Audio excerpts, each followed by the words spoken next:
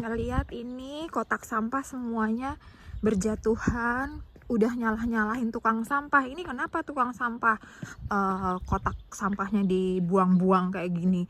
Ternyata aku lupa. Jadi tadi itu ada angin kencang banget. Subuh anginnya kuat banget. Jadi mungkin ini jatuh karena ketiup angin. Tuh. Kita daerah aku sini setiap hari Kamis sampah-sampah dikeluarin. Nanti hari Jumat pagi subuh banget tukang sampah bakal ambilin sampah-sampah ini. Ini punya tetangga. Jadi tetangga-tetanggaku sana ini rumah semua. Ini kotak sampah kita. Dijadiin satu di sini biar tukang sampah ngambilin karena ini jalan utama. Ini jalan utama di rumahku. Tuh. Ambil.